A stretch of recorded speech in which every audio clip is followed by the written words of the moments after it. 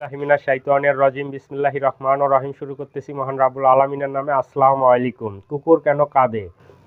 এই বিষয়ের উপরে আজকে ভিডিও। আপনারা একটু মনোযোগ সহকারে ভিডিওটা দেখেন বা শুনেন, তাহলে বুঝতে পারবেন যে আমি আসলে কি বলতে চাচ্ছিলাম।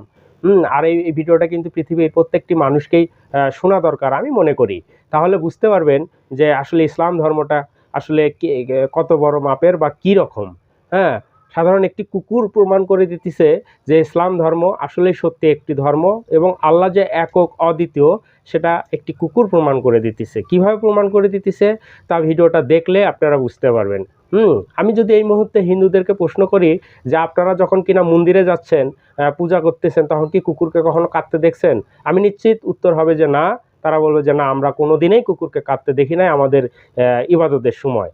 এবং একই প্রশ্ন যদি খ্রিস্টানকে বলি, তাহলে যে আপনারা কি হলো গির্জা বা চার্চে যাওয়ার সময় কোনোদিন দেখেছেন যে হলো কুকুর কাঁদে? তারাও উত্তর হবে যে না, আমরা কোনো দিনেই দেখি নাই। এমনি করে পৃথিবীর প্রত্যেকটি ধর্মকে যদি প্রশ্ন করা যায় না, তো সবাই একই কথাই বলবে যে না, আমরা কোনো দিনেই দেখি নাই যে কুকুরকে কাঁদতে। মজার ব্যাপার হলো, যখন কিনা ইসলাম ধর্মের মানুষকে আপনি জিজ্ঞাসা করবেন মুসলমানদেরকে, তখন তারা বলবে যে হ্যাঁ, আমরা অসংখ্যবার দেখেছি যখন মসজিদে আজান হয় ঠিক আজানের মুহূর্তেই কুকুর কাঁদে। আর আমিও অবাক হয়ে গেলাম যে আজানের সময় কুকুর কেন কাঁদে। এটা নিয়ে যখন কিনা আমি গবেষণা করলাম, মানুষের সাথে আলোচনা করলাম, তখন হাদিসে গিয়ে পেলাম যে কুকুর কাঁদে এই কারণেই যে যখন কিনা আজানের এই পবিত্র ধ্বনি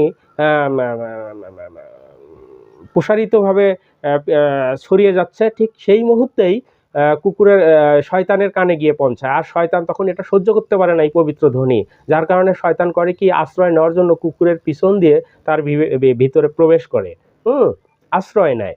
আর মজার ব্যাপার হলো, যখন কিনা আজানও শেষ হয়ে যায় তখন কিন্তু কুকুরটা আর কাঁদে না।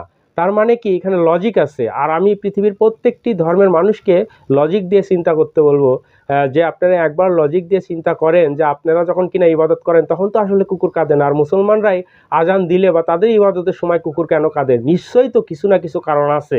ঠিক এই মুহূর্তে আপনারা বুঝতে পারবেন, লজিক দিয়ে চিন্তা করতে গেলেই বুঝতে পারবেন। তখন আপনারা সুবহানাল্লাহ বলতে বাধ্য হবেন যে আসলেই ইসলাম ধর্মই হচ্ছে সত্য ধর্ম এবং আল্লাহ যে একক বা অদ্বিতীয় এটা প্রমাণ করতেছে একটি প্রাণী, কুকুর। সেই প্রমাণ করে দিচ্ছে যে আসলে ইসলাম সত্য, ইসলামেই হলো চরম সত্য। তাই আপনারা অন্য অন্য ধর্মের সবাই একটু লজিক দিয়ে এই বিষয়টা চিন্তা করবেন যে আপনাদের সময় কেন কাঁদে না আর মুসলমানের সময় কেন কাঁদে। তাহলে আপনারা বুঝতে পারবেন। আশা করি ভালো থাকবেন, সুস্থ থাকবেন। আসসালামু আলাইকুম। আমার জন্য দোয়া করবেন, আমি সবার জন্যই দোয়া করব।